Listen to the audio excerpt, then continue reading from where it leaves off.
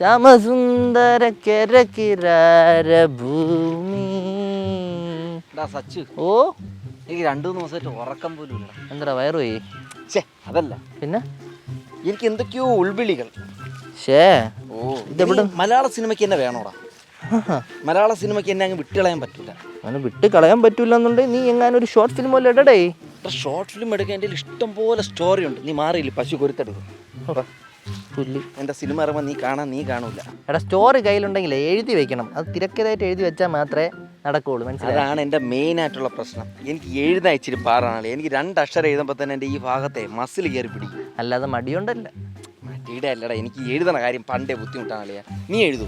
ഒന്ന് പോളെ, ഇവിടെ കോളേജിലെ നോട്ട് എഴുതാൻ വയ്യ. അപ്പോഴാണ് എടാ, ഞാൻ വേണമെങ്കിൽ ഒരു 100-150 രൂപ കൊടുക്കണ്ടേ? ആരെങ്കിലും എഴുതിക്കാൻ വല്ല മാർഗമുണ്ടോ? എന്തിന്? എൻ്റെ അളിയ ഈ ലൈവ് ട്രാൻസ്ക്രൈബ് എന്ന് പറഞ്ഞൊരു ആപ്പ് ഉണ്ട്. അതിൽ നീ പറയാൻ ഉദ്ദേശിക്കുന്ന സ്റ്റോറി അടുത്തെന്ന് പറഞ്ഞാൽ അതിൽ റൈറ്റിംഗ്സ് ആയിട്ട് വരും.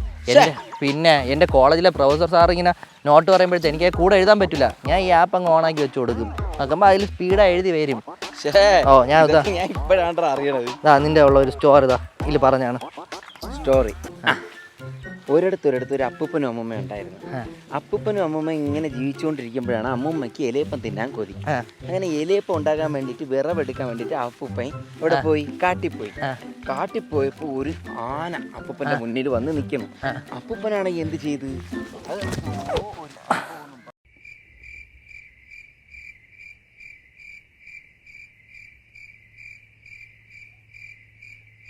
InMake's Learning Hub. Skill up now.